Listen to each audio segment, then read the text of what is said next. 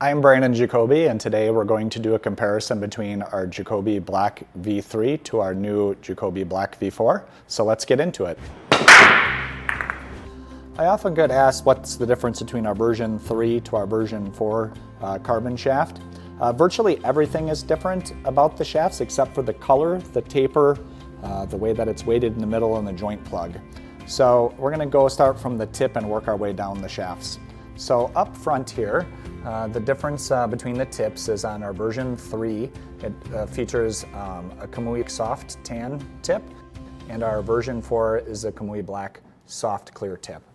The ferrule design on the version 4 compared to the version 3 is also significantly different. Although they look the same from the outside, internally they're much different. The tube design on the shafts is similar, so the taper and the profile is the same. The wall thickness of our version 4 compared to our version 3 is significantly thinner, from about 4 inches, 5 inches down to the tip end. So the ferrule design and the wall thickness of the tube significantly change its end mass of the shaft, which reduces your cue ball squirt, which you can notice when you play with these two shafts. The foam or the fill that's at this point, and this point is different from what's on our version 3. So it significantly changes its sound and its playability from our version 3 to our version 4. And you can actually hear that pretty significantly with just a very simple drop test, where you can just drop them and you can hear the difference between the two shafts. We're going to compare them to a couple wood shafts as well, but you can definitely tell a difference.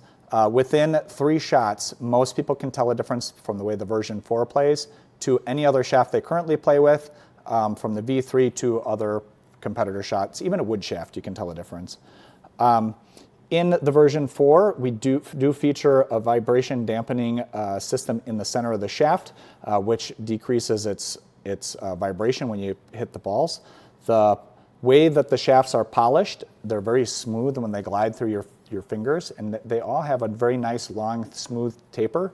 So in my opinion, the taper is the most important design element of the shaft because it spends all of its time gliding through your fingers.